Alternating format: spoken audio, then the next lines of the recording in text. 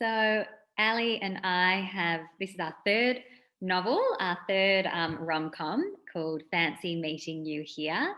And it's a joyous and heartwarming, we think, book about a young woman by the name of Evie who has hit her 30s and she's feeling relatively discontent with all of the things that she's achieved thus far, which is not very much. She's still working her early 20s job at the Camden Cinema in London, and is still working on the screenplay that she started writing at university before she dropped out many, many years ago. And she's mostly just distracted by the fact that she is head over heels in love with Hugo Hurst, who is a renowned, world famous, very enchanting author of her favourite novel. And she just can't help but think if she had met him all those years ago when he was working on his first manuscript around the corner from where she worked, that life just could have been so much different. So she happens to the one thing that she loves in her role in her life is her podcast with her best friend Ben Feldman. And for this job, she ends up interviewing a psychic to the stars, and somehow through this psychic finds herself catapulted back 10 years in the past, where she happens to coordinate a meet cute with Hugo Hurst. So she's back in her 20s, back at university, back living with her parents and going on this new adventure with Hugo Hurst and getting a chance to redo it all. But it's not as smooth sailing as she perhaps wished it would be.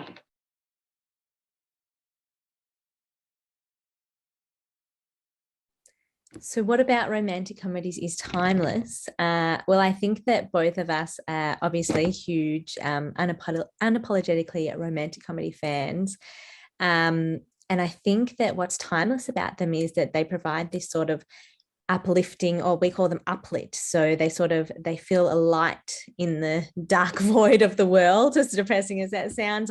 But they're just hopeful and happy, and at the very core of them, they're about human connection. And I think that's something that people are always looking for, and that's something that people always need, is that light.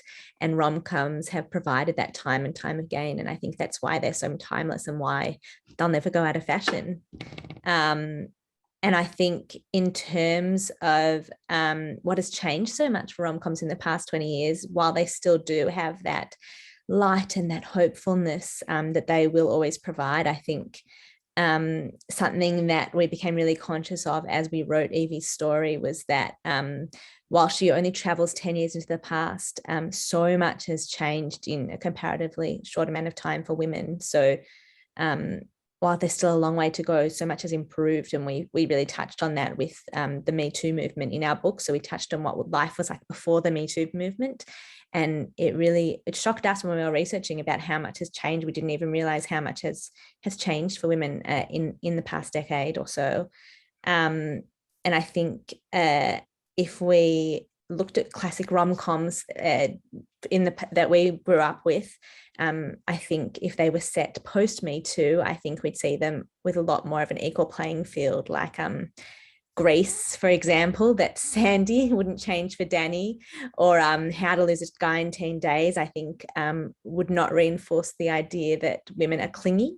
Andy wouldn't be so, is her name Andy, wouldn't be so clingy. And I think Sex and the City would change a lot as well, although it has changed a lot, and we've seen that with its remake in Just Like That, although maybe that has swung too much the other way. But I think, we can really, while we do appreciate these films and these TV shows so much for the time, and they will always have a huge place in our heart, I think it's been amazing to see how much rom-coms have changed and how much they do empower women now in this century.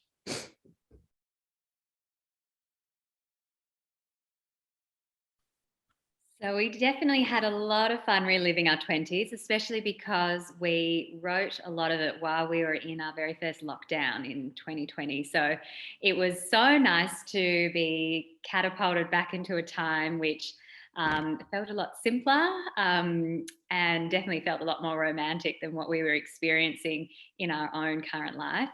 And I think we also found it quite cathartic reflecting on our 20s, because while it's a time, well, for us, that, you know, it was great, lots of frivolity and no responsibilities, and, you know, late nights, early, late mornings, all the fun things that come with not really being tied down. It's a time as well that you're sort of having to make these really big decisions, or what feels like these really key decisions that will sort of set you up for life in the future. What to study, what to do for work, who to date, who to fall in love with. All of these big decisions, which sort of set the foundation for the years to come. So I think we got to sort of experience that through Evie again, which was really nice. But I think Ali and I, we've talked a lot about this idea of regret and change, and how we might do things differently. And we feel pretty satisfied, I think, that even the decisions that we really laboured over when we were in our 20s, and we weren't sure how it would all work out, we sort of created goodness from all the different things that we had. So I think I feel that I've come out the other side of my 20s, not with any sort of key regrets, but I mean, I think we both thought we wouldn't cut our fringe again for the third time, which we did in our 20s. That was probably our major regret. That if that's the main thing that we feel we shouldn't have done, then we've done all right. We've fared okay. So I think we've done okay. But yeah, I definitely have been longing for just that simple, uncomplicated time that is our 20s. Definitely missing that. Yeah, I think so. I think when you were talking about that we don't really, the regrets that we had, we don't, they're not really regrets. We're glad, even though looking back at a lot of things, we might have done them differently. They sort of led us to this path, as cliche as that sounds. Like in our 20s, we were so brazen and sort of did everything on a whim. And I think we even getting a book deal, we randomly went for coffee with a publisher and then pitched the idea. And I think it was sort of something that I probably would be too nervous to do now, that I didn't really think of the repercussions. But then we were lucky. I'm glad that we did do it, because although a lot of bold ideas and bold things that I did do, I do regret that bold decision. I don't regret, because it ended up leading into a book deal, which was fantastic.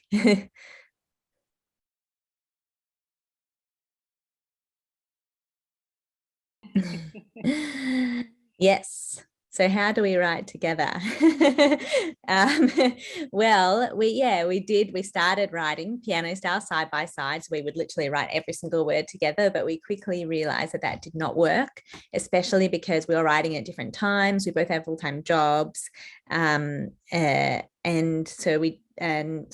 We decided to sort of plot map everything together, which means we sit together over a really long day and night, and a few days and nights. And Mish usually makes us avocado mash. That's her specialty. And we go through everything that was going to happen in the book.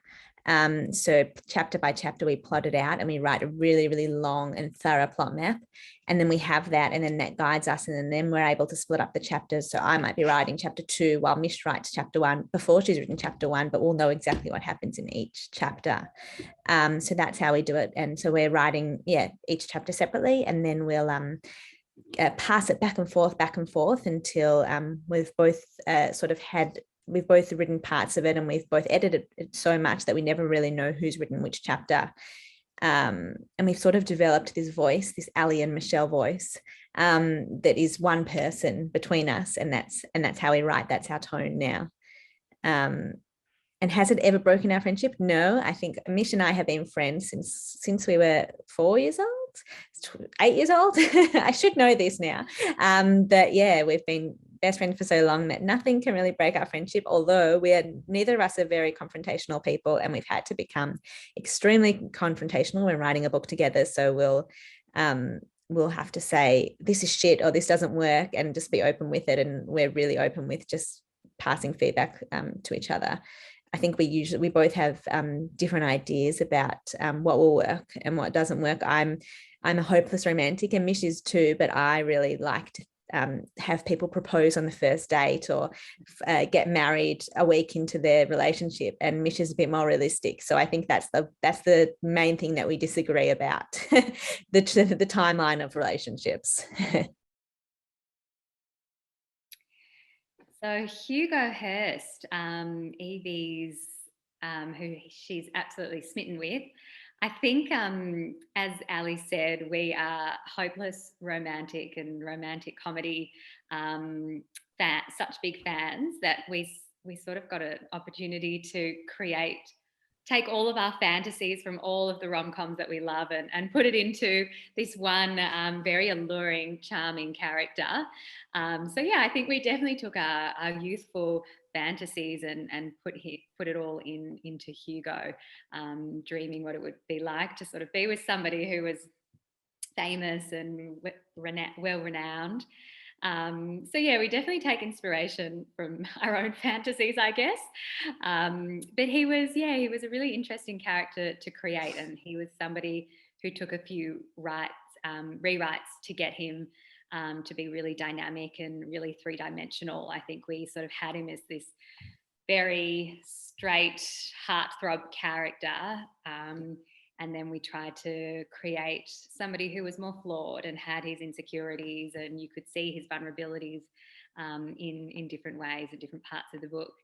So certainly took inspiration from the world around us, and it was also helpful creating him as a character, because at the same time we were writing a screenplay for our first book, The Book Ninja. So we got to do sort of two birds, one stone, researching how on earth to write a screenplay and then putting that into both our screenplay and our work with creating Hugo.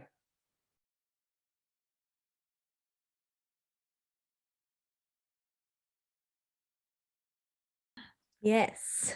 Well, so many rom-com novels.